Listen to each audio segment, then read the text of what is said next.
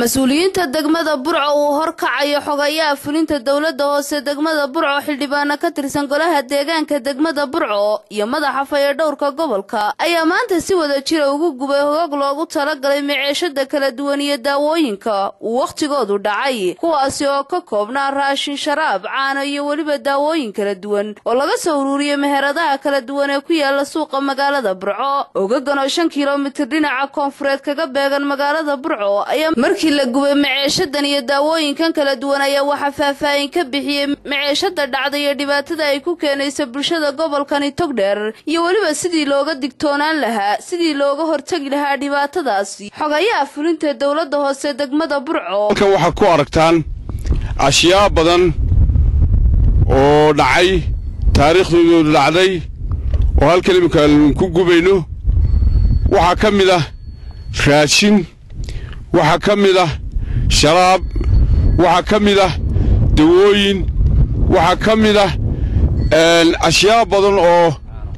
la cuno caanaha ay kamid yihiin marka runtii waxaan leenahay halka alaabta ashyaada imika halka lagu gubayo waxay u qaybsan laba qaybood ganacsatada qaar kamid iyaga soo xilqaamtay oo keentay xarunta dawladda hoose oo markii sheegani dhacay isa soo dhaafiyay waana ay ku mahadsan yihiin ilaa 6 ganacsada ayaa kamid ah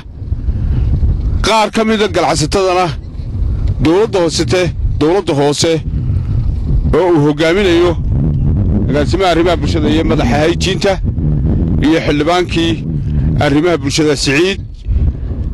ayaa goobta qashinka ay ku dhaceen ka soo qaaday marka waxa weeye waxaanu leenahay oo aan horta dadweynaha reer Burco ku baraarujinaynaa ku wacyigelinaynaa u sheegaynaa la socodsiinaynaa wataciyaha udun waaciba ilaahay quraankiisa subxaanahu wa ta'aala ku yiri shaygan dhacay ee muwaadin oo aad ka iibinayso qofka kula mid ah muwaadinka aakhiradaadana uma wanaagsana adduunkana uma wanaagsana laana waxa weeye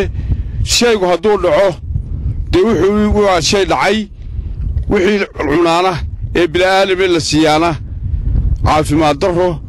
ay ka qaadayaan marka maadaama ay dadkii waxyeello gaarsiinayso oo wixii aanay wax u taraynin oo taariikhdoodu dhacday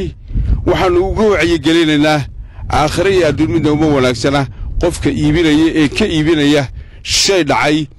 qof bilaadan oo la mid ah muwaadinka iibinaya haddaba waxaanu leenahay horena aanu u sheegnay imikana aanu ku wacyigelinaynaa sida kuwa kale aan hore u soo xusnay ee ay ka mid yihiin ganacsatooyinka waaweyn ee 6 halkan imika aanu ku sheegnay waa in muwaadinku isa soo xilqaama waa inuu ilaahiisa ka baqaa oo aanu ka sugin dawlad qabatay iyo gacan ciidan oo lagu soo qabto iyo galaax iyo xarig ee ilaahiga abuurtay uu ka baqaa oo waxa naf bilaadan oo la mid la siinayo ama caruur la mid caruurtiisa la siinayo oo meesha xanuun iyo cudur kaga dhalanayaan waxan waa wax dhaco taariikhdoodu dhacday waxad ku iibisaan waa xaraan marka waxaanu leenahay waanu kaga wacyigelinaynaa oo aan imika halka goobta qiiqa iyo tiigada iyo boorka ka duurayso taaganahay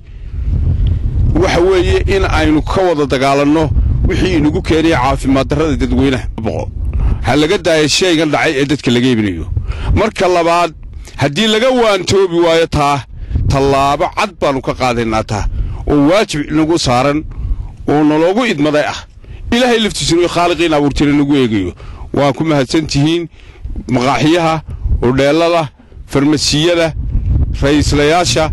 meelaha la mid ah bulacadaha laga qodayo waxaanu ku wacyigelinaynaa in caafimaadka saxada ilaaliyaan waxa iyaguna dhankooda hadalka iska daba qaatay xildhibaan Siciid oo kamid ah xildhibaanada golaha deegaanka degmada Burco iyo waliba madaxa fayadhowrka gobolkani Togdheer Aadan Siciid oo asoosi wada jira ganacsatada gobolka Togdheer ugu baaqaynay ka digtoonaadaan isku dayga inay bulshada ka iibiyaan maciishada dhacday iyo inay tallaabo ka qaadayaan cid kasta lagu qabto iyaga oo bulshada ugu baaqaya maba ka iibinaya maciishadaha iyo daawooyinka kala duwan ee lagu iibiyo meheradaha suuqa taasoo ay soo ururiyeen oo ay soo qabteen alaabtii maciishadii dhacday ee waqtigeedii dhaaftay taasoo inagu keeni karta xanuuno khatar ah bulshadana aafa ku noqonaysa marka waxaan leeyahay saraakiisha hawshan qabatay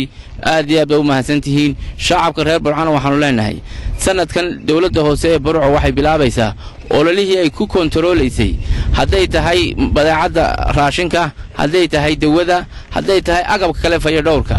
taas oo aanu imika bilownay ololo ballaaran kuna xakameynayno dadka sidii looga iibin lahaa wixii dhacay waxay khatar ku yihiin bilaadanka dawadu inay dhacdo oo qura